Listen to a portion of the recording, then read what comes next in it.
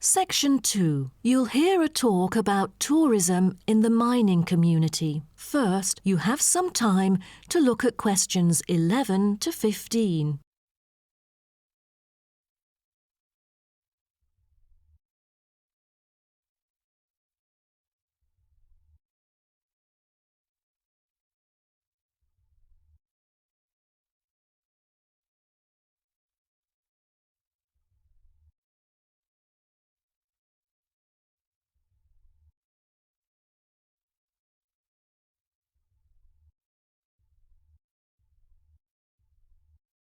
Now, listen carefully and answer questions 11 to 15.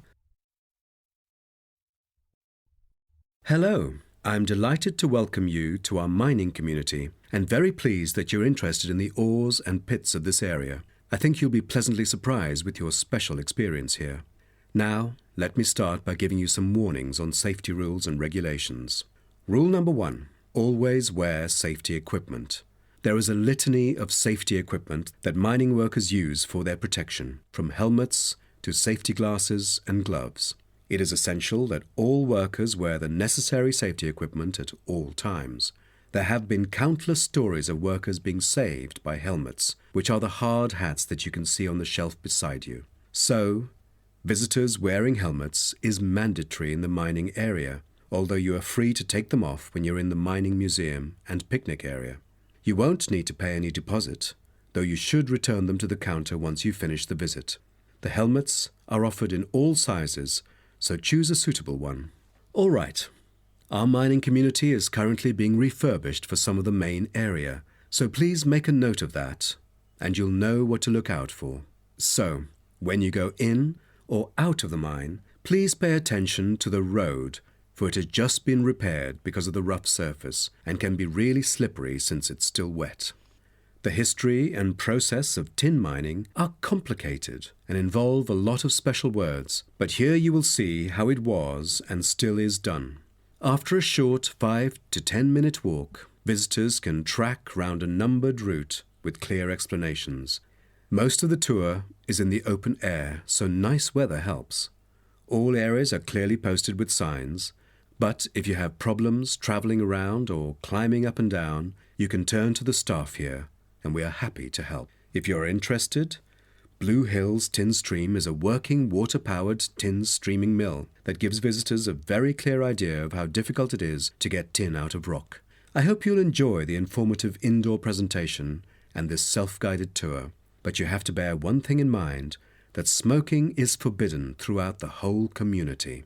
Though you can take phones and of course use them, you'll also be surprised that there will be more than just one place to go in the mine. The underground tunnel is now being refurbished and only relevant workers can access it. But it will soon be all finished, and I believe it's a lovely place for you to explore around. Don't forget to wear protective clothing. It's mandatory. Before you hear the rest of the talk, you have some time to look at questions 16 to 20.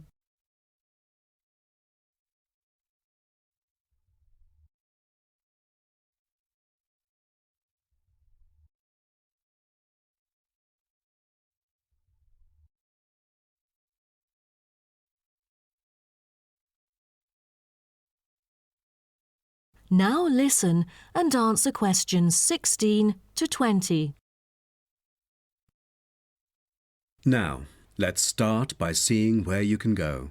As you can see on our map in the brochure I've given you, we are here at the reception block. We have a famous mill which is used for making and processing materials such as steel and coal. To visit it, just go straight ahead, north, along the path in front of you, and you'll find it at the end of the path. Now, towards the east, go along the path from our starting point. Turn left to the corner and then turn right. There is a car park at the east end of the lane. To the west, there is a museum. Past the shop, around the crossroads, and it is just located at the west end of the road. And by the way, the shop is specialized in selling a variety of ore-related souvenirs, including key rings, postcards, tin-made Lewis chessmen, and even Roman soldiers which are made from beautiful pyrite. If you are interested in the laboratory where scientific experiments, analyses and research are carried out, it is situated at the southern part of the park, opposite the shop.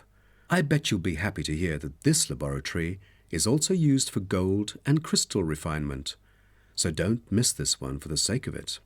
I assume by this time you'll all need some rest and refreshment. So we have an excellent cafe which caters for delicious food and beverages at the other side of the road next to the shop. Of course, if you want to spend some time in the fresh air, we have a perfect picnic area which is just right and northeast of the reception block. Further east there is a path leading to the northern part of the park, and at the end of it is the toilet. Now, most of the visitors would choose to use the mailbox and send the beautiful postcards to their friends. To reach it, just... That is the end of section 2. You now have half a minute to check your answers.